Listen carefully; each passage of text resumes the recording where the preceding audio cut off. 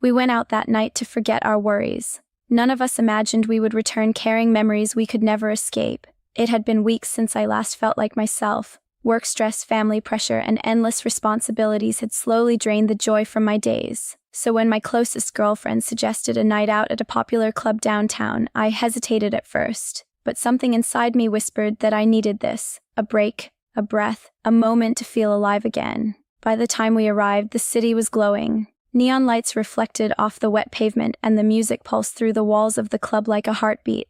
The moment we stepped inside, laughter and excitement surrounded us. The air was filled with energy, movement, and promise. For the first time in months, I felt light. We danced, sang along to songs we barely remembered, and toasted to friendship and freedom. For a while, nothing existed beyond that crowded dance floor and the simple joy of being surrounded by people who cared about me. My worries faded, replaced by warmth and laughter, but looking back now, I realize how quickly happiness can become distraction, and how distraction can lead us into danger. As the night deepened, the crowd thickened, and the lights dimmed. That was when I noticed him. He stood near the bar, watching the room quietly, his calm presence strangely comforting amid the chaos.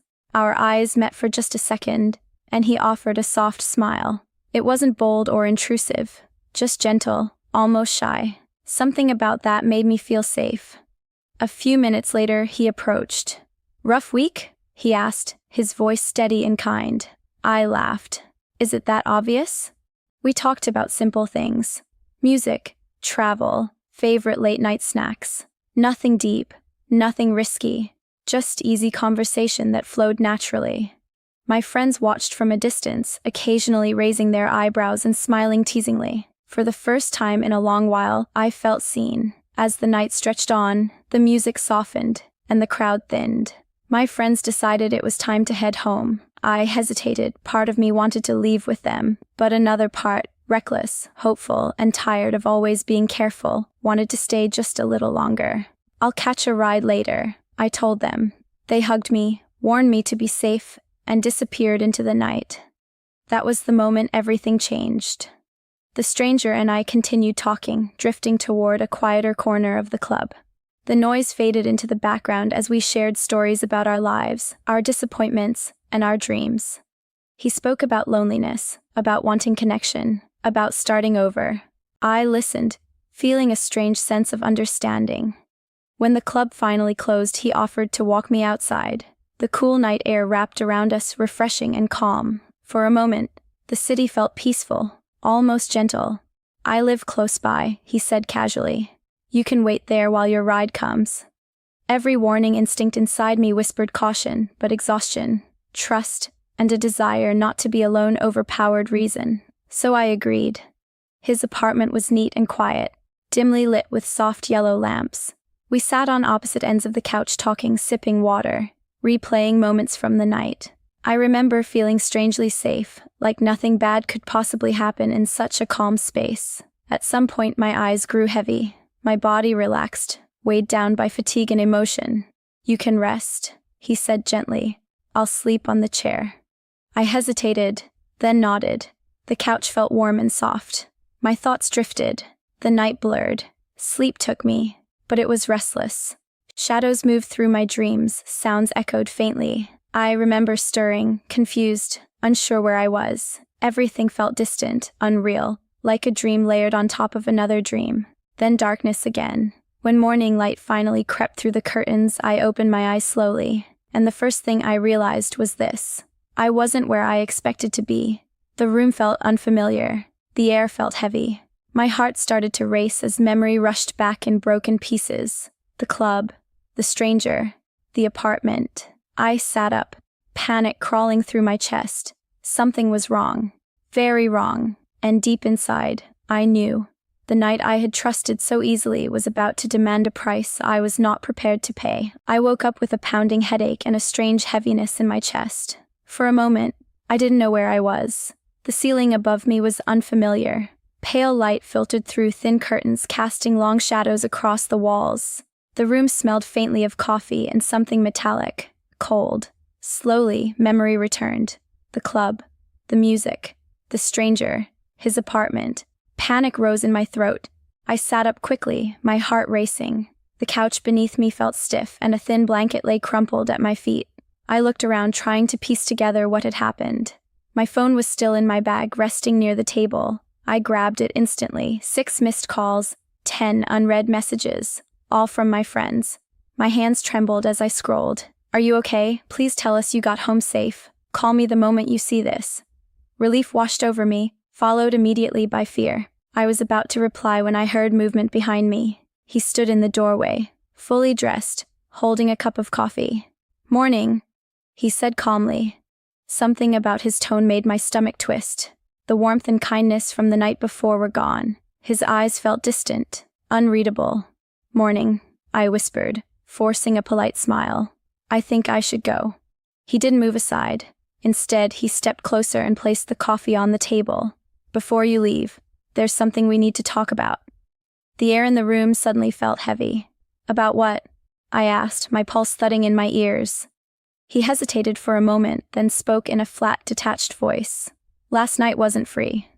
I stared at him, not understanding. "What do you mean?" He pulled out his phone, tapped the screen, and turned it toward me. On it was a number, large, bold, and terrifying. "I expect payment," he said. "Now." The words slammed into me like a physical blow. My chest tightened, my throat went dry. "Payment? For what?" "For staying here. For my time. For everything." My hands began to shake uncontrollably. "I never agreed to anything like that," I said, my voice barely steady. "You said I could rest. You said it was safe." He shrugged. "You misunderstood." "No," I snapped, standing up. "You misled me." For the first time, irritation crossed his face. "Look, don't make this difficult. Just pay and go. I don't want trouble." Trouble. That word echoed in my mind. Fear wrapped around my heart. My thoughts raced. I felt trapped, confused, and humiliated. Every instinct screamed at me to leave, but my legs felt weak, rooted to the floor. "I don't have that kind of money," I whispered. He sighed dramatically. "Then call someone. Transfer it. Figure it out." Tears burned behind my eyes. My pride shattered in that moment, replaced by raw fear and disbelief. How had a night of laughter turned into this nightmare? My phone buzzed again in my hand. My best friend's name flashed across the screen. I answered instantly. "Where are you?" she demanded, panic thick in her voice. I'm not home," I whispered. "Something's wrong." His eyes narrowed. "Tell her to hurry," he said coldly. My heart dropped. I stepped toward the door. "I'm leaving." He blocked my path. "You leave after we settle this." That was the moment I truly understood how dangerous this situation had become. My breathing turned shallow. The walls felt like they were closing in. I had never felt so powerless. "I trusted you," I said quietly. For a split second, something flickered in his eyes. Guilt, maybe, but it vanished just as quickly. "Trust is expensive," he replied. My hands clenched into fists. I thought of my family, my friends, my life. I thought of how fragile safety truly is, and how one careless decision can place you in unimaginable danger. Taking a deep breath, I steadied myself. "I'm calling my friends," I said firmly. "Right now." He stared at me, calculating. Seconds passed in unbearable silence. Then, finally, he stepped aside. 5 minutes, he said. "After that, I start calling people you won't like."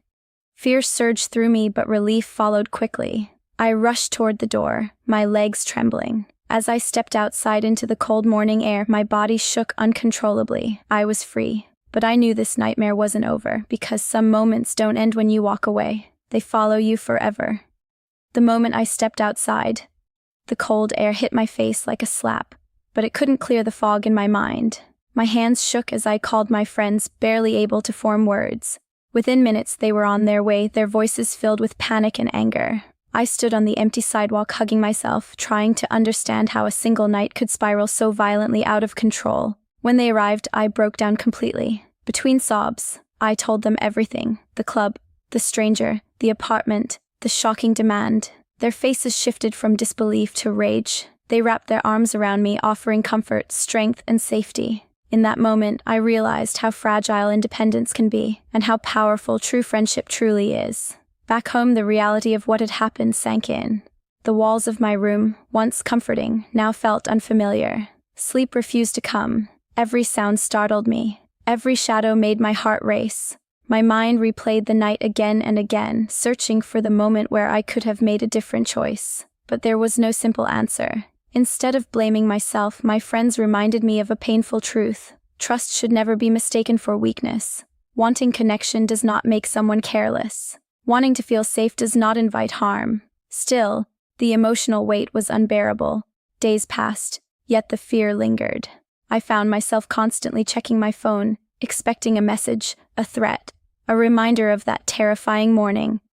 Every unknown number sent chills down my spine. The world felt unpredictable, dangerous. Then came the moment that changed everything. A message appeared on my screen. Unknown number.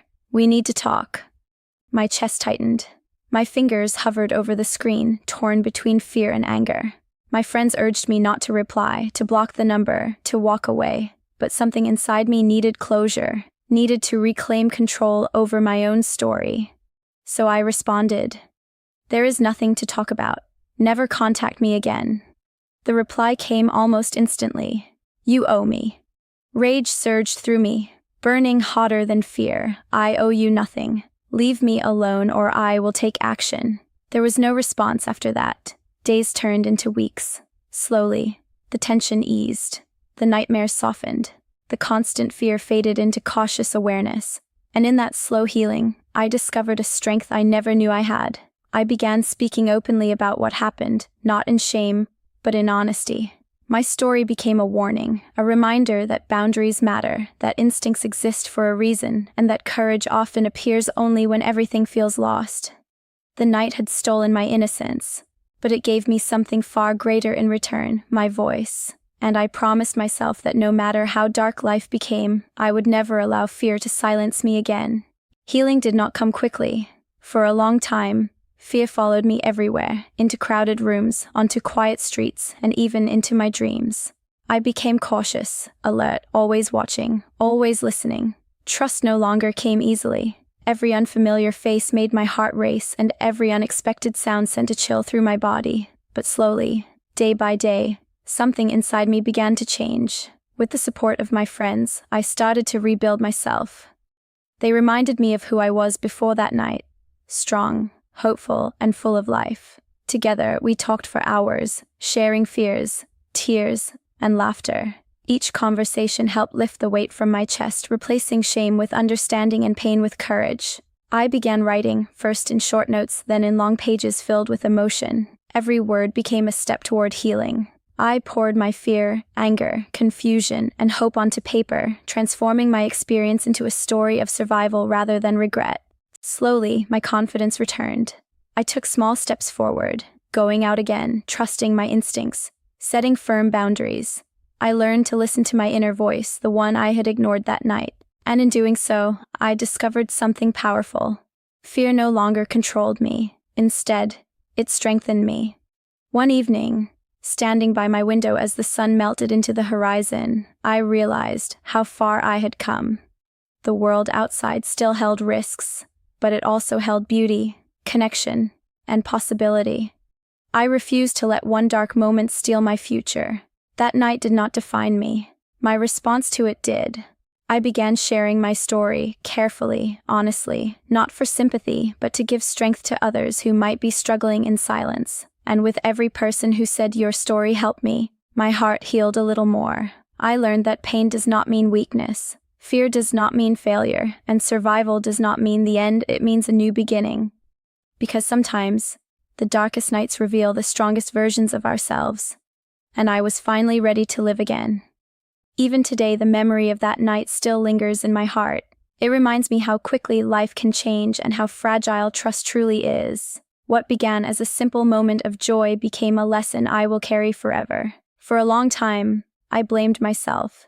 But with time, I understood that seeking happiness and connection is not a weakness. The real strength lies in learning, healing, and moving forward.